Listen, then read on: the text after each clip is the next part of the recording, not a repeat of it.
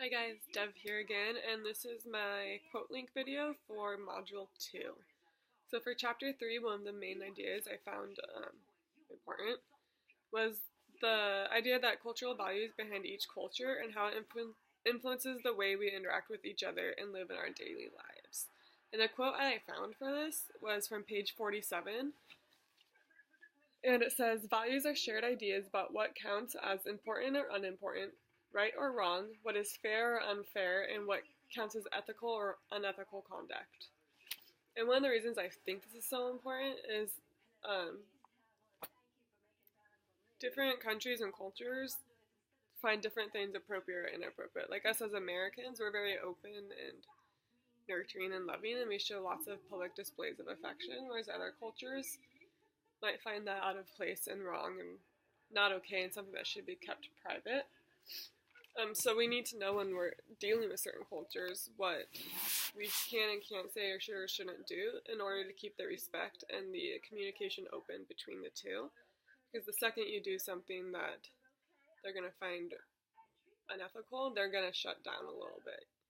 And there's also different cultural values within our own cultures alone that work with like your personal morals, and that might have something to do with whether you're raised in a positional or a personal family.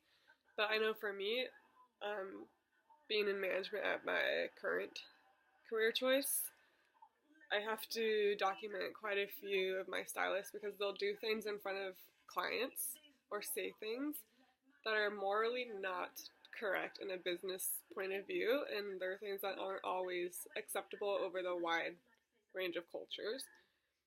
And in my head, I'm thinking, oh my gosh, did that really just happen? And then to them, they didn't even notice that they did anything. So there's just cultural values in between ourselves as well as diverse cultures. And my second important idea for Chapter 3, as stated in my reading response paper, is individualism and collectivism, as it is relatable in everyday life and relationships, and how these relationships work together and how we use them every day. And my quote for this is pulled off of page 52, and it states, individualistic and collectivistic value tendencies are manifested in everyday family, school, and workplace interaction. And to me, these values are used every day in cases as in school. Whether doesn't matter what level of school you're in, you're using them every day. You're responsible for your own personal grade and growth, yet they may place you in a group project where the well-being of the group also lies in your hands. Kind of for this class too, we're responsible for our own grades, but we also have to interact with each other to better our self-grades.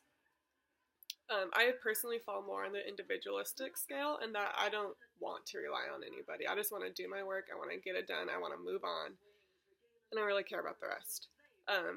And I want my work to reflect my success, as I am naturally a more driven individual, and I don't want to be brought down because one of my team members doesn't have the same drive that I do.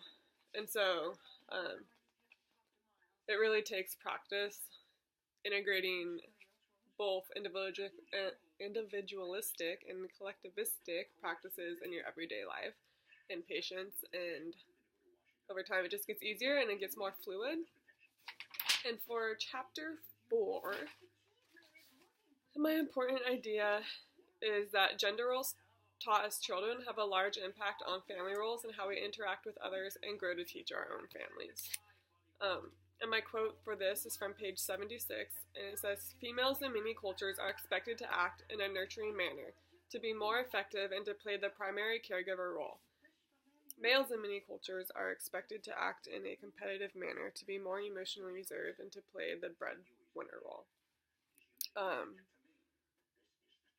I think this is important to understand, because if you're taught at a young age that you are the female, you stay home, you wash the clothes, you do the dishes, you make the dinner, and all that, and if that's something you're personally okay with, that's awesome.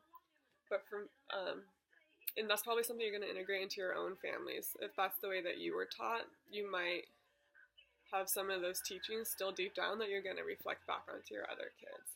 Whereas me, I was taught that, yes, you need to clean up after yourself and do your own dishes and do your own laundry.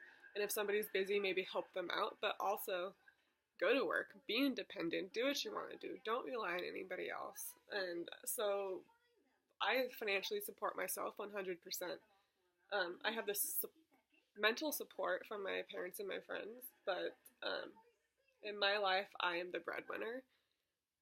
And so whenever I have kids in my own families, I want to reflect on them too, that just because they are a female or a male does not mean they have to stay in that specific gender role. If you want to go to work, then go to work. That's awesome. If you want to stay at home and be an at-home mom, that's a great job too, you know? It's just going to reflect on the way you were taught and the way you incorporate it into your future families. My second important idea from chapter 4 is sorry, my computer keeps going dark. The ability for immigrants to adjust varies greatly on where they are in terms of poverty, success, and freedom. This hinders on whether the immigrant will have a successful transition or not. Hinders was not the right word. I don't know why that's in there. But anyway, my quote for this comes from page 81, and it is, "To the extent that insiders of a new culture treat the newcomers with dignity, inclusion, and respect, they experience identity, confirmation, and connection. To the extent that newcomers or minority members are long treated as borderline persons, they experience identity, frustration, and dislocation." And I also mentioned in the book how places with higher success and more jobs and wealthier towns are going to be more accepting than places where there's less jobs and it's more difficult to find money, and they're already so economically deprived that they're not going to want new people to come in, especially new people that are different than them. They're going to see this as a competition and that they might steal their jobs and potentially hurt their family values.